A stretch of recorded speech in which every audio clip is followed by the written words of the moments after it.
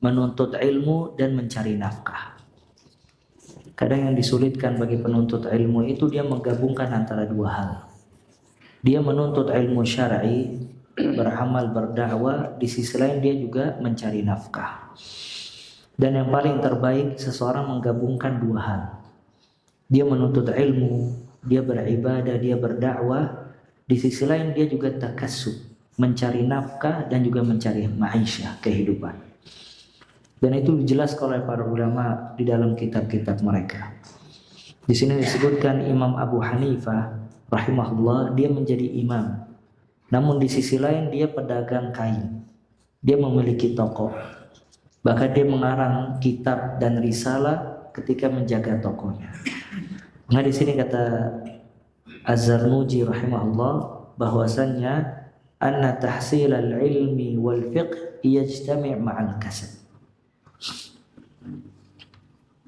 Menuntut ilmu, belajar fikih itu bisa digabungkan dengan mencari nafkah. Ya.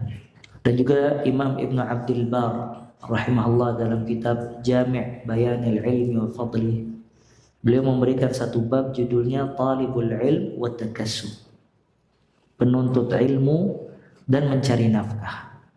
Artinya penuntut ilmu itu juga harus cari nafkah. Abu Bakar Al-Khallal rahimahullah, dia memiliki risalah berjudul Al-Hathu 'ala Tijarati wal 'Amal. Motivasi untuk berniaga dan berprofesi. Sampai salah seorang salaf menasihati muridnya, ilzam suqak. Teruslah kamu di pasar dalam rangka mencari nafkah. Karena dikhawatirkan orang yang berilmu apabila dia tidak memiliki harta, maka yang pertama kali dia harapkan dari hartanya ilmunya. Maka dia menjual ilmunya untuk mendapatkan harta. Akhirnya dia terfitnah dengan harta tersebut. Ya, kalau dia menggabungkan antara dua hal, mencari ilmu, kemudian juga mencari nafkah, maka ketika dia menuntut ilmu, beramal dan berdakwah, banyak keikhlasan. Dan dia tidak mengharapkan dari ilmunya, dari amal, dari dakwanya sesuatu apapun juga dari kepentingan duniawiyah. Dan yang paling banyak terfitnah orang yang memiliki ilmu, dia menjadikan ilmunya sarana untuk mendapatkan duniawiyah. Dan subhanallah, orang yang berilmu dia terfitnah dengan dunia dan popularitas lebih besar dibandingkan yang lain. Dan orang yang berilmu, dia bisa mendapatkan dunia dengan kehormatan. Manusia menghormatinya dan memberikan hartanya kepada dia. Dan juga di sisi lain dia bisa menggapai popularitas yang sangat besar dan tinggi lewat ilmu tersebut. Cuman Allah Ta'ala tidak menginginkan dari ilmu semua yang berkaitan dengan duniawiyah. Ilmu ini wasilah untuk menggapai keridhaan Allah dan kehidupan akhirat. Makanya semua orang yang berilmu diupayakan dia ikhlas di dalam menuntut ilmu, di dalam beramal dan berdakwah. Ya, dan dia mencari nafkah, membiayai kehidupannya, kemudian dia qanaah, dia banyak bersyukur kepada Allah, dan dia berharap ilmu yang dia miliki barakah dan tidak ada kepentingan kecuali mengharapkan wajah Allah Azza wa Jalla. Makanya ancamannya sangat besar. Seseorang yang berilmu tapi mengharapkan dari ilmunya kepentingan-kepentingan duniawiyah. Sebagaimana sabda Nabi Muhammad sallallahu alaihi wa alihi wasallam, "Man ta'allama ilman mimma yubtagha bihi wajhullah la yata'allamuhu illa liyusiba bihi 'ardan minad dunya lam yajid 'urfal jannah yaumal qiyamah." Barang siapa yang menuntut ilmu syar'i dan dia mengharapkan dari menuntut ilmu tersebut, sepatutnya dia mengharapkan dari ilmunya ridha Allah atau wajah Allah Azza wa Jalla.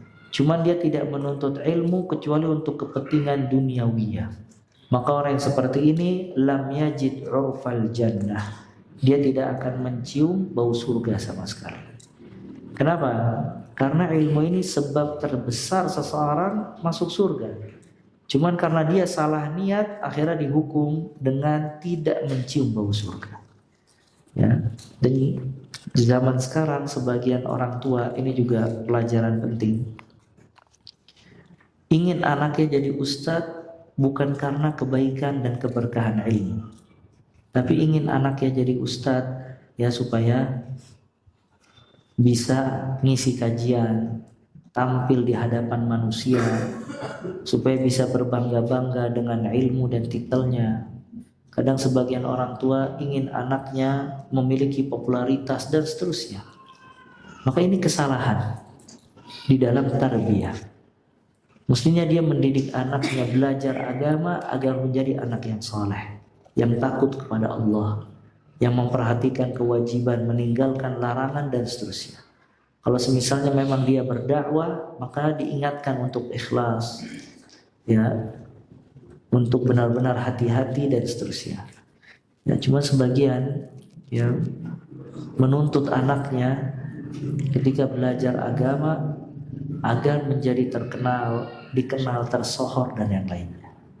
Maka orang tua memiliki niat yang salah ketika memasukkan anaknya ke pesantren, dan akhirnya anaknya mendapatkan arahan yang salah dari orang tua yang punya pemikiran tertentu. Ya, maka ini poin yang penting dari menuntut ilmu syar'i. Ya, seseorang harus menjaga hati dan niatnya agar tidak tercampur antara menuntut ilmu dengan kepentingan duniawi.